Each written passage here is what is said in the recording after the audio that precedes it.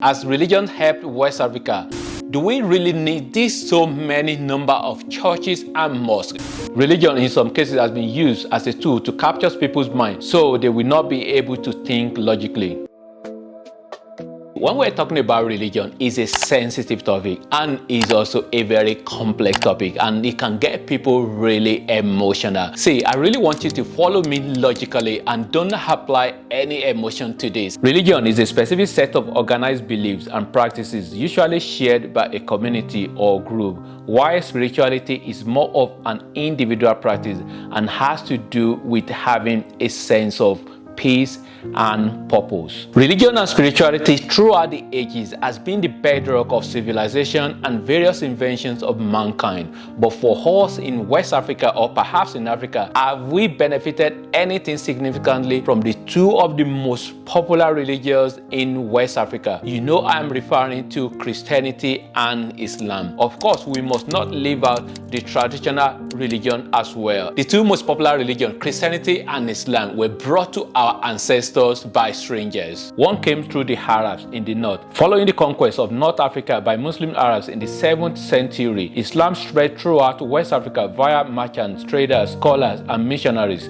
That is likely through peaceful means, whereby African rulers either tolerated the religion or converted to it themselves. Christianity, of course, came especially to West Africa through colonization and imperialism. In the 15th century, Christianity came to sub-Saharan Africa with the arrival of the Portuguese. In the south of the continent, the Dutch founded the beginnings of the Dutch Reformed Church in 1652. In the interior of the continent, most people continued to practice their own religion undisturbed until the 19th century. We all know Ethiopia Orthodox Church in terms of Christianity is a different topic entirely. Ethiopia, as you might already be aware, was never successfully colonized by the Europeans, and the Ethiopian Orthodox Church has been in existence as early as the 4th century during the Axum time. This was long before colonization of sub-Saharan Africa. Before the arrival of the Arabs and the Europeans, our ancestors, they had their own spirituality. One of the most powerful tools that our ancestors used as part of their spirituality is a knowledge-based data system called Ifa divination. Ifa divination has something astonishingly similar to the modern-day computer system. Computer you see now work on binary 1 and 0. So also is Ifa. Computer has 256-bit integer, and Ifa also has 256 Odu Ifa. The Europeans and Arabs cleverly gave us their religion and told us it is holy, and what they met our ancestors doing they called evil. Please don't get me wrong here, I am a Christian and I fully understand a lot of valuable lessons and wisdom that can be drawn from Christianity. So also is Islam and also the traditional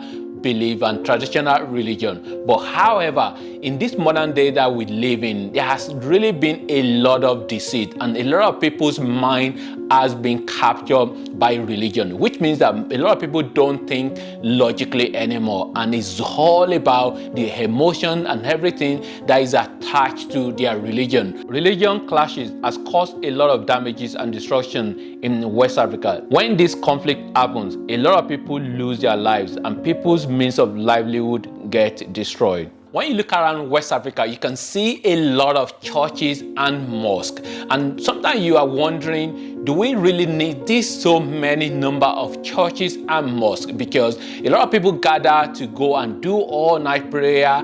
And then you are wondering, all of these people, are they supposed to be working in a manufacturing environment somewhere?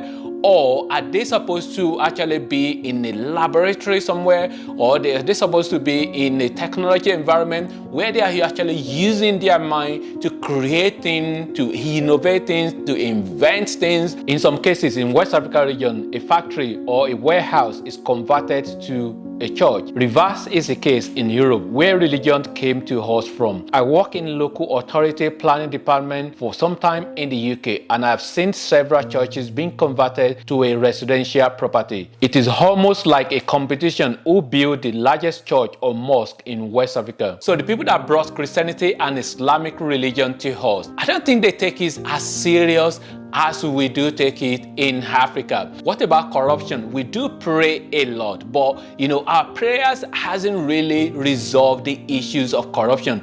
Instead, when you go to churches and mosques, who are the people that take the front row? It is the politicians. It is the politician that usually take the front row, and some of them sometimes they even there with their security guard, and the pastor or the imam or the head of the church, the head of the mosque, they don't really question these people. Sometimes they even bring a lot of money to them, and maybe even in form of tithe or offering and things like that, and gift. But they don't question them because they know that all this money they are bringing, it is part of the money that's supposed to use to build roads, that's supposed to use to build infrastructure. But instead, they are still happy to collect all those money. Again, please don't get me wrong here. I am a Christian and I believe in prayers and miracles. However, there are a lot of issues that can be resolved when you can think logically and take necessary steps. Religion obviously has contributed to our society in West Africa.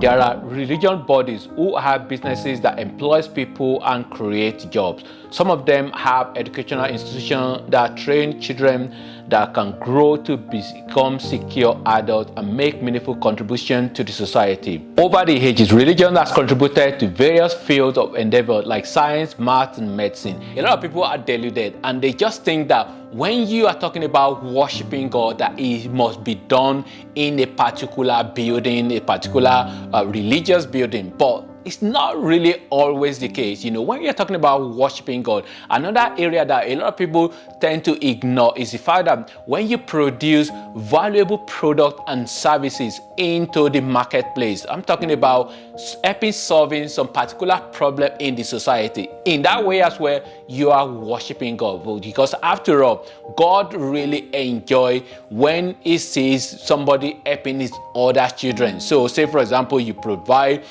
you come up with a particular product that heal a particular sickness, or maybe a medication, or a particular kit, or a particular software, or a particular tools that help millions and thousands of people. You come up with something that solve a waste problem, that solve a sewage problem. All of these are the way that we can actually worship God. But people don't really think about this as a means of worshiping God. They just think that you must be in a particular church building, you must be in a mosque, you must be in a kind of like a worship environment, and that is the only way to worship God. That is not the only way to worship God. I must also mention there are a lot of Christianity and Islamic organizations who train people in entrepreneurial skills, and this is contributing immensely to the society. Another benefit of religion that I must mention also is that some religion organizations have contributed to charities and providing jobs through creating educational institutions like universities. We cannot underestimate various of human civilizations that came as a result of inspiration from peoples of faith. As religion helped West Africa, it has divided us in many ways. Nigeria as a case study. If a president needs to be elected, the subject of religion always come up, and of course ethnicity as well. In some cases, the right candidate is disqualified because of their religion. Christianity and Islam percentage of the population is almost the same in Nigeria, and this is the reason why the subject of religion never go away in the politics of the country. And I'm sure this can be said to a lot of the West African countries in terms of religion, how much it is mentioned in everyday things. Sometimes when appointment need to be made, maybe a director of a government organization, and when they want to make appointment, sometimes the people in the position that make the appointment, they might actually do a kind of bias. They might use somebody that is from the same faith as them. And this as well is really a problem, because sometimes they don't really look at somebody that is qualified. The person that is qualified might be might be disqualified because of their faith. And of course, it's not only religion as well. There is the nepotism that has to do with ethnicity as well,